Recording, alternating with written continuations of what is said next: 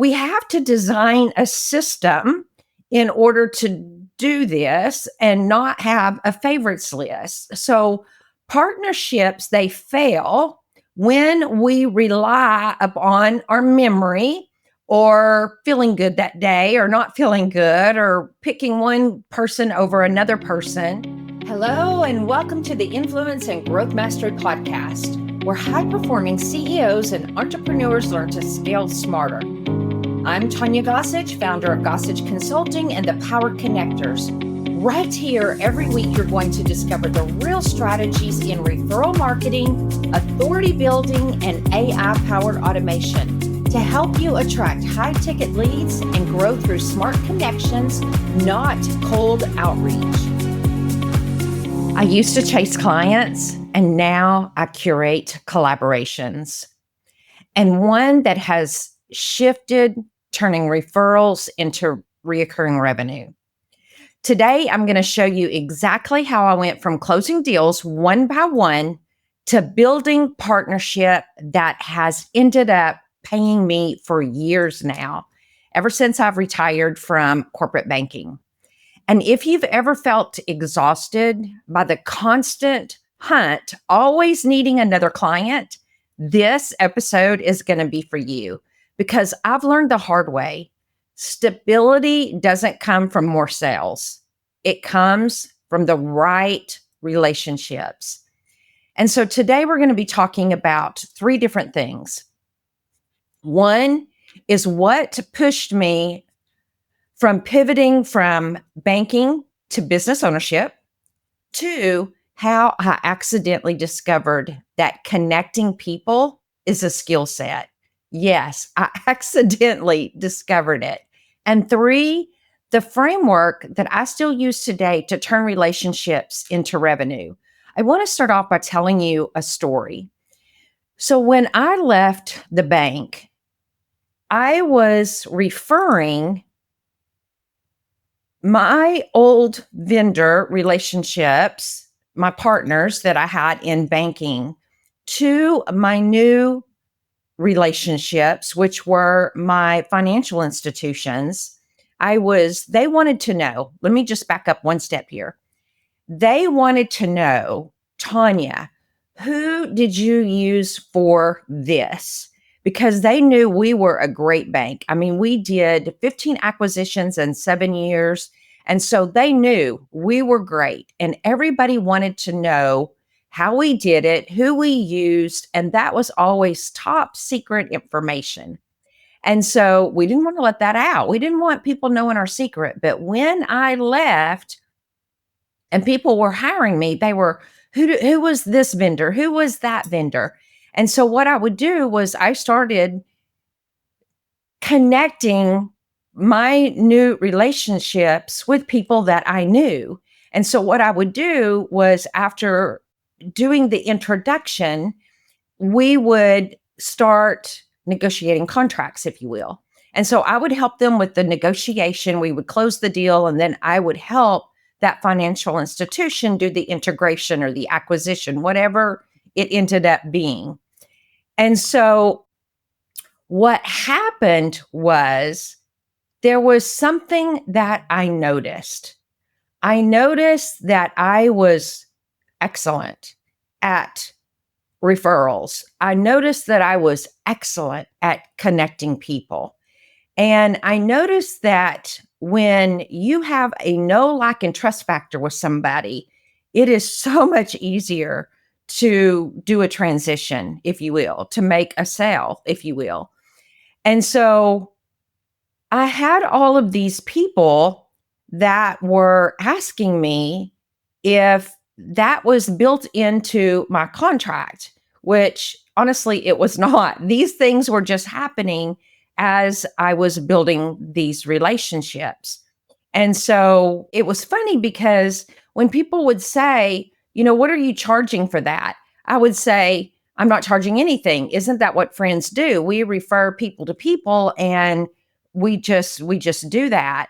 And then all of a sudden, all of these people were coming to me because they were either their jobs were being eliminated, they were wanting to leave their job. They were wanting to find new jobs. And so I was getting all these phone calls.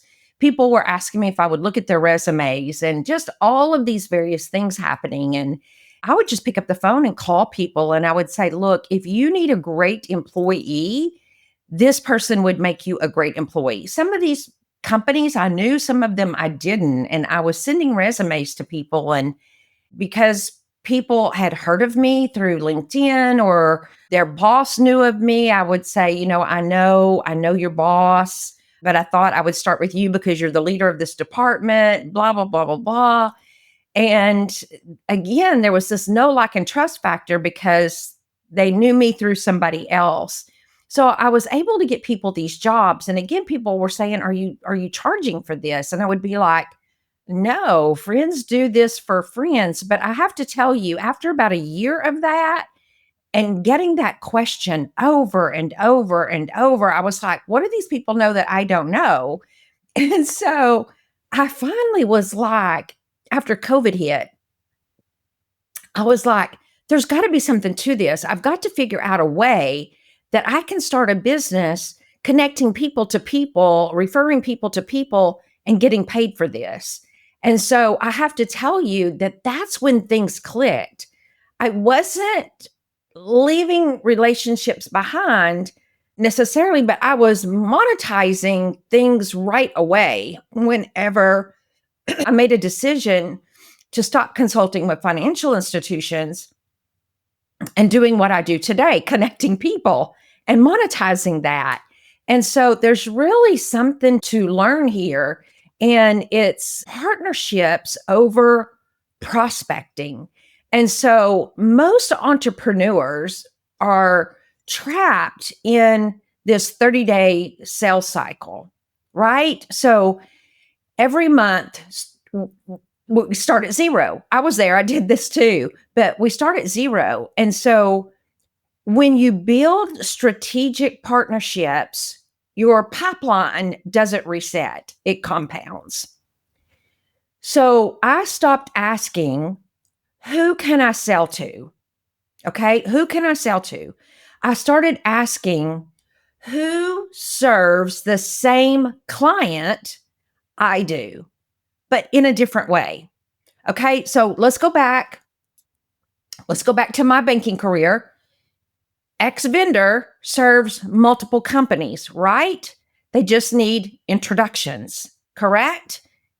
And it was ding, ding, ding, ding, ding in my head. And so the same here in what we all do as entrepreneurs. And so when I started thinking about who serves the same client, I went through some social media agency training, and I thought at one point in time, I'm going to become a social media agency and I'm going to do, certain things for entrepreneurs. And even when I did that, I thought, and I started doing it, and I got several clients out of the start. And when I started doing it, I started thinking, something is still missing here. And then I was like, I can't do all this work myself. I was beginning to get overwhelmed, burnout again. And I was like, I don't have enough people. I got to have more people than just me. And so I was thinking, what I need to do rather than doing this work, because I'm not a doer, I'm a guide, I'm a lead, I'm a trainer, I'm a strategist, I'm a visionary. I'm not necessarily the one that is actually doing all of the work. I do some of the work, but not all of the work. I'm more of the, like I say, the guide, the strategic thinker, the director, and so the leader.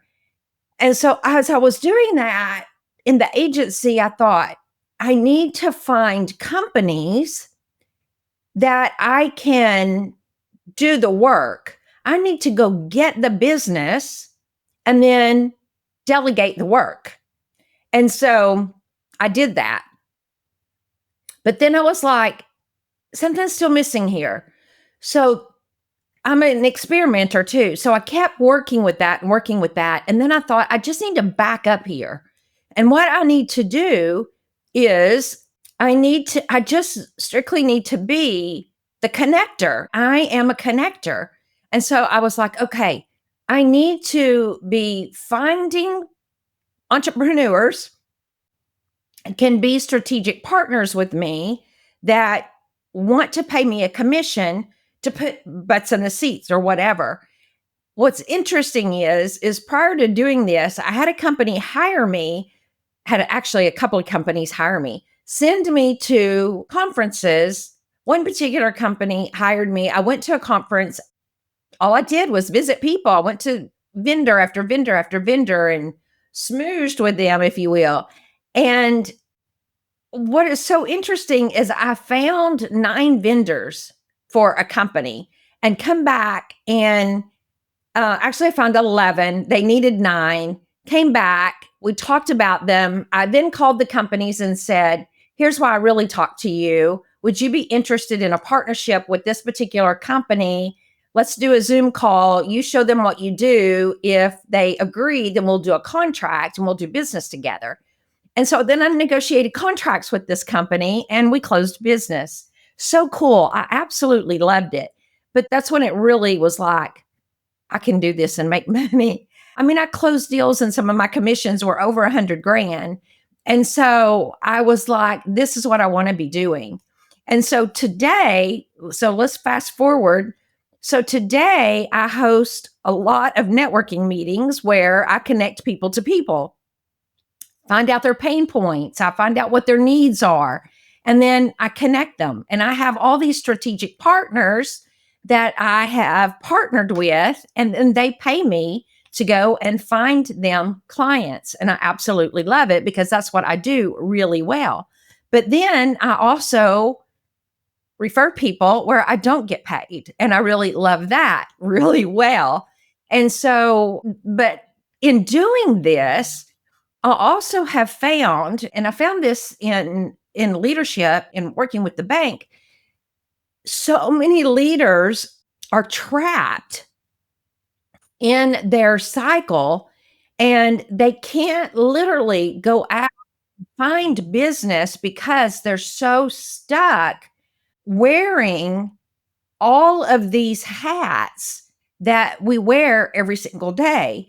And I'll be honest with you, had I wore all of the hats, which I was at one point, I ended up having to hire a virtual assistant because I got to where I couldn't do all of the things and do all of the referring that I needed to do because I was stuck. But the thing is we have to design a system in order to do this and not have a favorites list. So partnerships, they fail when we rely upon our memory or feeling good that day or not feeling good or picking one person over another person. For example, I may have multiple, this is the thing for marketing companies. There's tons of great marketing companies out there.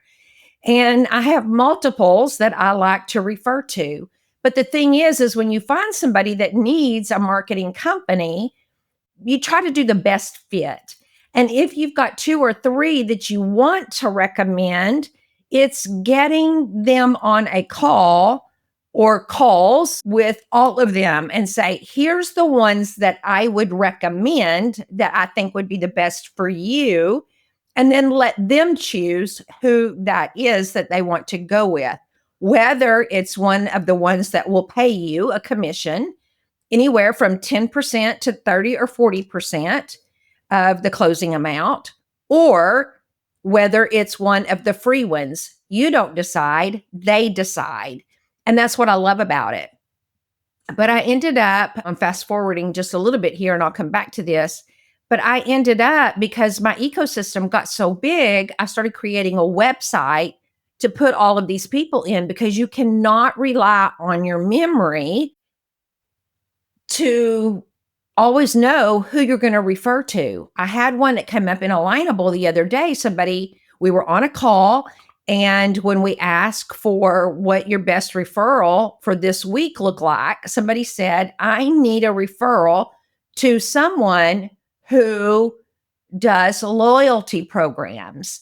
Nobody knew of anybody off the top of their head, but I remembered from like the 13 events I do per week just in Alignable. I remembered we had someone come into one of my events. They introduced themselves as doing loyalty programs. Now, the person did not come into my Power Connectors website and put their contact information in, but I remembered that they did loyalty programs, could not remember their name. And honestly, you're going to have situations where you have people that you meet, you're not going to remember everything about them. You're just going to remember tidbits about them.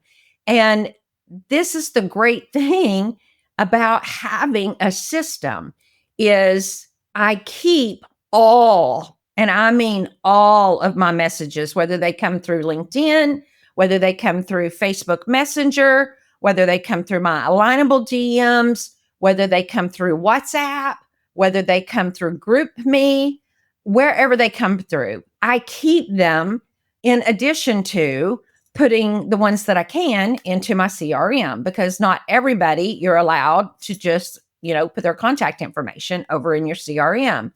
So what I did is I told that person, I know of someone. I apologize because off the top of my head, I cannot remember their name, but I do remember that they do loyalty programs and they came through my network. And so I will look them up and I will get back to you. And so what I did was I was able to go back to my DMs and look up that individual and then send that person a connection to that individual. And so that's the power of being a connector and being someone who does referrals. You've got to have a process to be able to map individuals back and forth to each other. You can do it on spreadsheets. You can use artificial intelligence, and you just need to have a process to do that. And that's why I built the website, is because I tell people, if you want to be in my referral ecosystem, go create I have a free and paid, and it's all SEO optimized, and you build your profile out using your keywords. You'll get optimization from that. You have the paid ones. You can do blogs, you can upload photos, you can do articles, you can do all of the things. But I tell people, if I've met you and I've said I will send you referrals, go get into my ecosystem. I don't even have to tell you that. It's free out there. You can go get in it. But if I tell somebody, who do I know that does X, I'm going to say, let's go look in my website and see who's out there that we can refer you to or that you might want to connect with. And so very powerful. And so integrity is the new influence. You cannot fake trust. I'm sorry, but somebody that does not have integrity and trust, oftentimes you can smell them a mile away. Or maybe just I can because I came from banking and that's the things that I dealt with a lot. But in the world of automation and instant funnels, people still buy from people that they believe in. They're not going to buy from people that they don't believe in. Sometimes it's hard to get people to trust you. I'm just saying.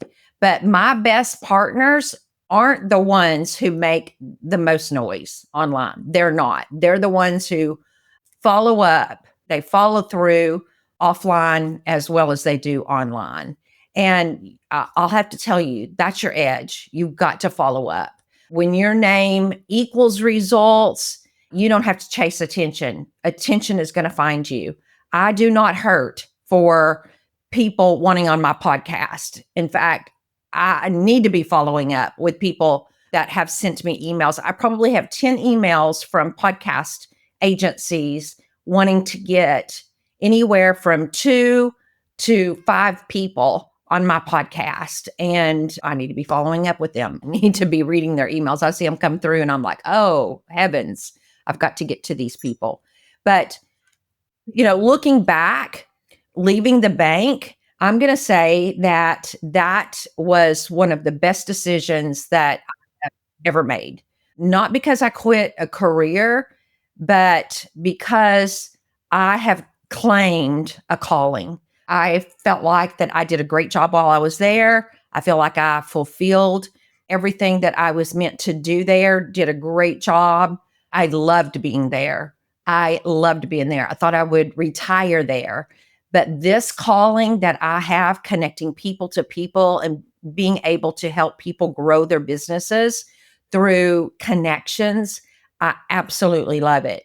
Being able to help CEOs get unstuck so that they can do networking and work on revenue producing activities, because I was there stuck and not able to do these things because of all of the mundane operational task, admin task, but being able to help you do a time audit, being able to look at your systems to see what's bogging you down and helping you get freedom from doing that and being able to help you grow and scale your business by getting unblocked. That is one of the best things that I ever did, was leaving to do what I do now. So I stopped closing transactions and started building trust ecosystems.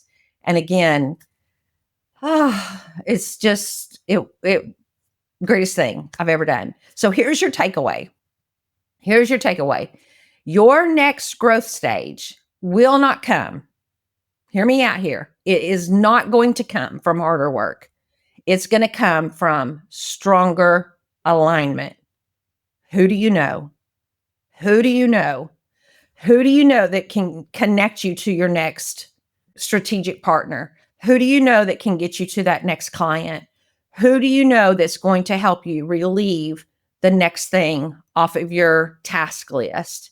That's what is going, help you in the future. Find your collaborators. Find your collaborators. Build a system around them, and then let the compounding begin from there. I promise you it will. There is nothing like finding the people that you need in your corner and having them send you repeat business over and over and over. So if you're ready to turn connections into capital, start with the Power Connectors, the Power Connectors directory. That's my private network where we engineer referrals. We don't wait for them. We do not wait for them. Get in there. It's www.thepowerconnectors.org. Go get in it. Join the free one. Does not matter to me. Just get into it so that you can get some referrals. When I go and take someone there and say, let's go see who's out here that you can be referred to. And I just want you to build results. I want you to get that momentum going. So I'm Tanya Gossage. This is Influence and Growth Mastery. And until next week, I'll see you later. Bye. Thanks for tuning in to the Influence and Growth Mastery podcast. If you're ready to attract high-ticket leads, scale with AI, and grow through powerful referral networks, visit my website, gossageconsulting.com. Don't forget to subscribe, leave a review, and share this episode with any CEO who is ready to simplify, scale, and succeed without the burnout. Until next time, stay influential and keep building smart connections that drive the real growth. See you soon.